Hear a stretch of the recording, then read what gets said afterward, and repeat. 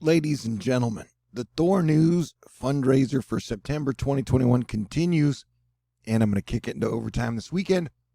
Hopefully, through the grace of God, we can knock it out. If you'd like to contribute to keep THORnews up and running, I got a mailbox, a PayPal, a Venmo, a CashApp, a Patron, and a whole lot of love for y'all. All right, let's get to it. We got Larry swirling and burning off of the East Coast and is technically a threat to no one at possibly Newfoundland. And then we've got some rain and heavy rain up in the Northeast. Hopefully everybody's okay. That was a spot where Hurricane Ida downgraded to a tropical storm, depression, and caused major massive damage with floods in the Northeast. So they're kind of sensitive right now. And you've got some trailing rains that were behind Tropical Storm Mindy that are now affecting Florida right now, but it's nothing the orange state can't handle. I wouldn't think tomorrow is the peak of hurricane season, and we've got 2 areas to watch. This has a 30% chance to develop over the next 5 days. And then we've got this over here, which some models are drawing up to be a problem. It could head into the Lower Antilles sometime in the next 5 to 7 days.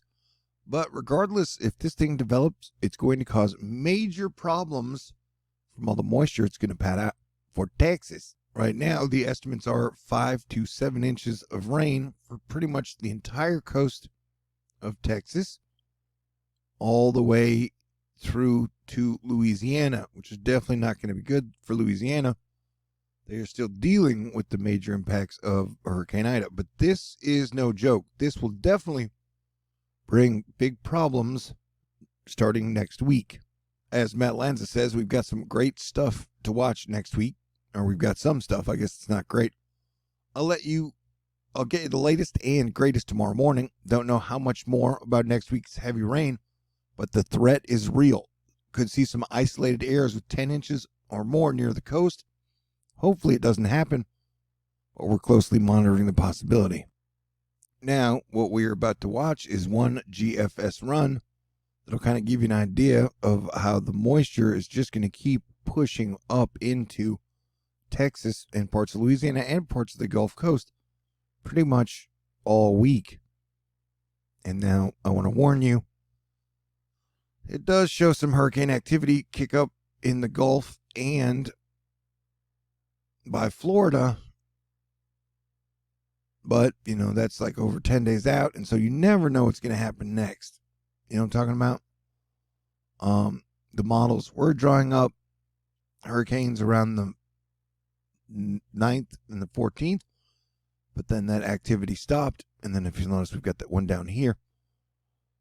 And so we got lucky. Those all busted. But will it do the reverse? Who knows? All I know is we are going to stay tuned.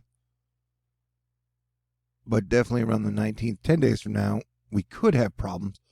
But no matter what, we know that we are definitely going to have some type of flooding problems moving into the Gulf of Mexico, starting probably about Monday. As you can see, a lot of moisture is coming out. And this area seems to be a hot spot. We had the 7.4 earthquake here, and then we seem to get a lot of lows that are spinning up out of there. So I will continue to watch and keep you guys informed. It is what I do, but you can see 1, 2, 3, bing, bang, booms. And so, yeah. And then you got the big one. You got one going into Europe. So, yeah. Right now, the models are suggesting somewhere starting around the 14th, things are going to get wet. And around the 19th, it could get pretty hurricaney. And like I said, there would be a big storm going into Europe, wave after wave after wave, and then bing, bang, boom.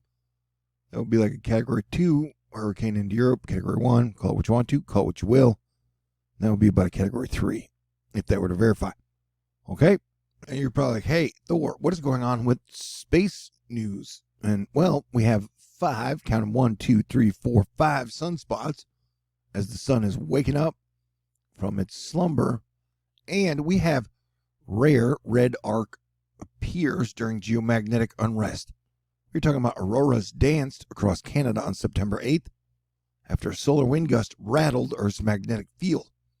In Alberta, Veteran Aurora chaser Harlan Thomas was photographing the display when he says, "There was the oddest arc that I've ever seen. A deep red band appeared south of the auroras." And so, you know what the sailors say: green aurora, don't be Bora. Red aurora. Okay, I screwed that joke up. Sorry about that. It's a SAR. It's short for Stable Aurora Red Arc. Good to know. And then the big sunspots are giving Solar Cycle 25 some strange sunsets around the world. Peter Lowenstein photographed the phenomenon yesterday in Zimbabwe. That's cool, man. And like I said, we were watching the Hurricane Watch, is what we do.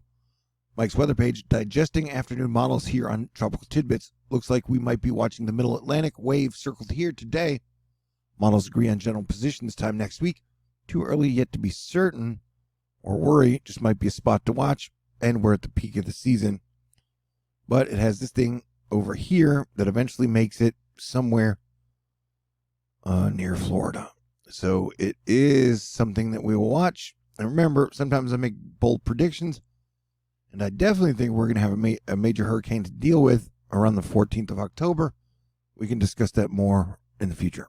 And, of course, we will be watching everything in between this, which will probably bring a whole lot of moisture, and then that, which could be a problem for the East Coast. A lot could happen between now and then, so we will stay tuned. You got a pretty interesting blurb of moisture that was unscheduled in the Gulf right now. Keep our eye on it. And we've got some mixed precipitation happening over the next 48 hours. You can see this is at about the end of the 48 hours, tail end.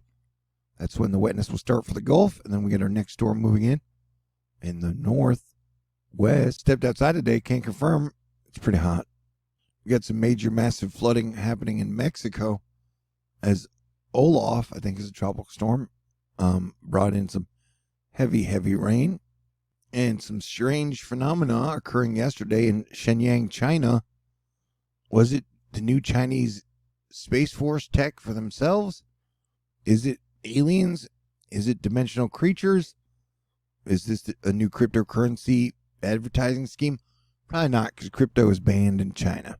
What is it? I don't know. Take your guesses. But yeah, Jackie Jiras, a tropical wave near Central America, will move into the Bay of Campeche late weekend into next week. Some chances for development. Heavy downpours at the coast Sunday through Wednesday of next week. We are definitely keeping an eye on it. You could say that again, JJ. And hey, it's been a hot and dry summer for the Northwest, but AccuWeather forecasters say that a pattern change will finally offer some relief. I think we could all use some relief these days. So that is good news. But yeah, we will keep an eye out for all the things. It is what we do, and we are, right around peak hurricane season. So the next 6 weeks will definitely continue to be very interesting. Sun continues to wake up, which will make things extra interesting, in my opinion. And wildfire and smoke season continues for the West. So we got a lot to watch over the next 2 weeks, in my opinion. So yeah, we got two things. We got the thing coming out of the Gulf, and then we got the thing coming off of Africa to watch over the next 7 to 10 days. What was Andy saying? Thankfully, no imminent threats behind Larry and Mindy, but it looks like there's a chance of another round of CV activity over the next 7 to 10 days. Though, as another Kelvin wave moves across, first one is likely to turn north quickly. It's the one after it. And yeah, some of the models have spun up some pretty nasty rain for parts of Texas and Florida. We're talking, I don't want to scare anybody, possibly over 10 inches, anywhere up to 20. So this will have to be watched closely. And then you got a fire weather watch for California, in effect for Northern California through Friday due to dry lightning and strong winds. So please pay attention. I will be tracking all the things for y'all because that is what I do full time. And if you would like to continue to support THORnews, it would be super duper greatly appreciated. You can be my miracle by making a contribution through the mail, PayPal, Venmo, CashApp, Patron. Only got $513 left to go to cap off September. And thank you very much to Asteroid Fight Club. Thank you to Bryce, Elda, May, Wizard of Oz, Texas Angel, Barbara, Alex, Alexis, Arnica, Ann, KJ, Max, Lauren, Daryl, Brian, Dan, Marlita, Richard, Lightsoul, Glenda, Matthew, Bryce, Charles, Tracy, Nancy, Pink Wolf Girl, Dave, Cody, Greg, John, Jamie, Mad Motifs, Andrea, Darlene, and Ed. You guys are all awesome. Let's try and have a great weekend and stay cool. God bless everyone.